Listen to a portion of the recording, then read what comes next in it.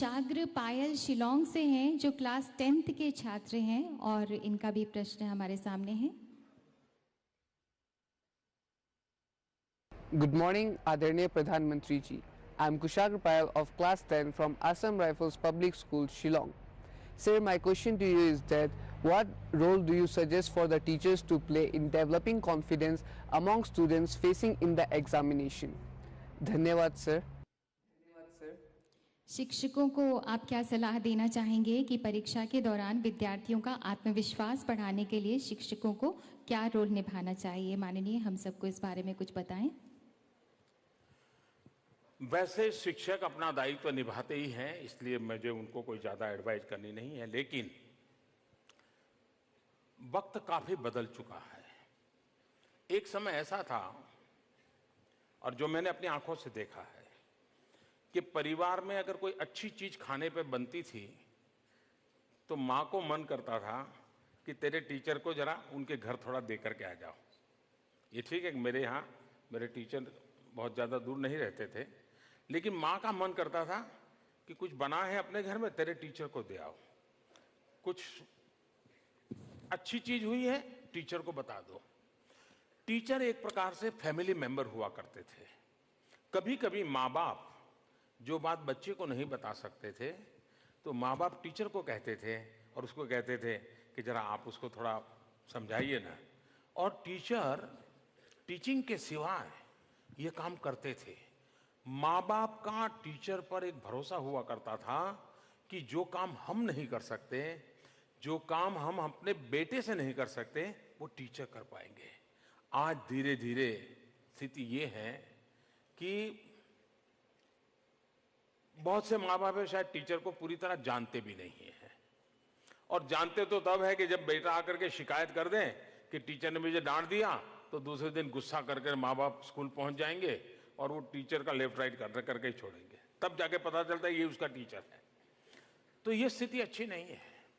जैसे परिवार में फैमिली डॉक्टर, वो परिवार के सब लोगों की सेहत के विषय में जानकार होता है, वैसा ही एक जमाना था टीचर पूरे परिवार के लोगों को बराबर इकोसिस्टम जानता था और उसके अनुसार वो बच्चे को गाइड करता था, हाथ पकड़ के चलाता था, उसका परिणाम मिलता था।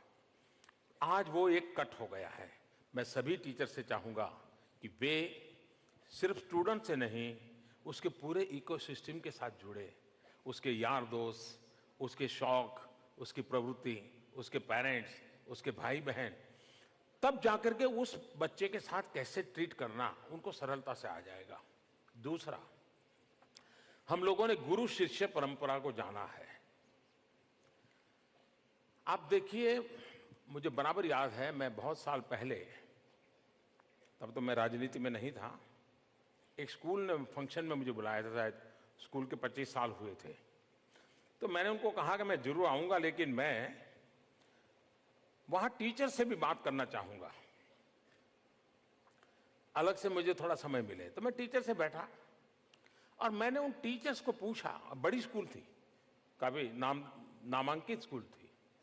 मैं उन टीचर्स के साथ बैठा, मैंने उनको पूछा कि भाई आप में से कोई 20 साल से टीचर होंगे, कोई 15 साल से टीचर होंगे, कोई 10 साल से टीचर होंगे, आप मुझे बताइए कि आपके यहाँ से निकले हुए हजारों विद्यार्थी हैं, वैसे कितने विद्यार्थी हैं कि जिनका नाम लेते ही आपको गर्व महसूस होता है और आप महसूस करते हैं कि मेरी स्कूल का बच्चा था, ये मेरे क्लास का बच्चा था, ये मेरे सब्जेक्ट का स्टूडेंट था और उसने ज़िंदगी में ऐसा नाम कमाया है।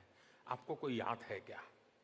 और आप हैरान हो जाएंगे, कोई मुझे बता नहीं पाए, कोई बता नहीं पाए। मैंने कहा कि आप में से कितनी डिग्रियां लेकर के निकले उसके बजाय कितनों की जिंदगी बनी। अगर ये आपका क्षेत्र नहीं है तो फिर शिक्षा अधूरी रह जाएगी। और ये बात उन टीचरों को छू गई। फिर मैंने कहा बुरा न लगे तो मैं पूछना चाहता हूं कि आपके स्कूल के कोई स्टूडेंट है जो जेल में है? चौंक गए वो, उनकी मुंडी नीची हो गई, उन्होंने मुझे जवाब नहीं दिया। मैंने 2 एक्सट्रीम सवाल पूछे थे उन टीचर्स को। अगर मेरे पास पढ़ा हुआ बच्चा कभी किसी बुरे काम में नाम सुनाई दे तो एक टीचर के नाते मुझे चोट पहुंचनी चाहिए। और मेरे हाथ से निकला हुआ बच्चा जब जिंदगी में कुछ प्राप्त करता है वो दिन मेरे लिए सुहाना हो, ये टीचर के मन का भाव होना चाहिए, तब जाकर के।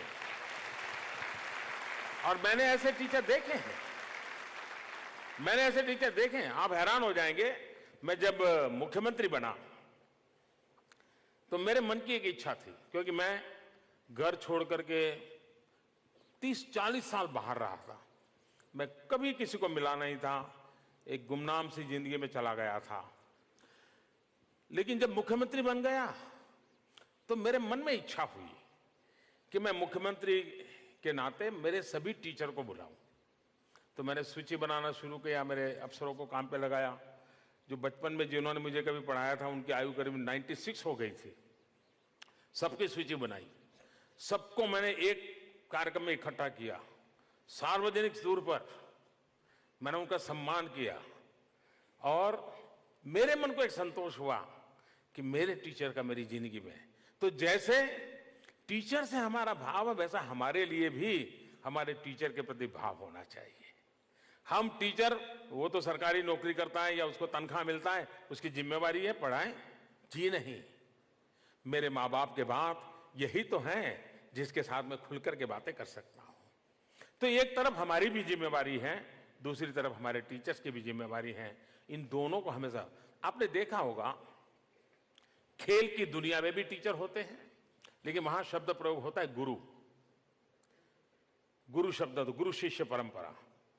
आपने देखा होगा कि ये गुरु ऐसे होते हैं, खुद के संतानों की लिए उन्होंने शायद ही कुछ किया हो, लेकिन अपने शिष्य के लिए वो अपना जीवन खपा देते हैं।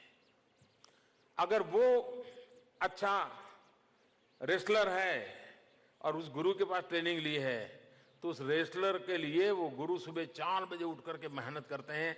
अपने बच्चे बीमार होंगे तो भी शायद 4 बजे नहीं उठेंगे, लेकिन अपना एक शिष्य अच्छा रेसलर बने। ये जो गुरु शिष्य संबंध है, जिसमें गुरु अपना जीवन खपा देते हैं, ये आज भी खेल जगत में हमें देखने को मिलता है।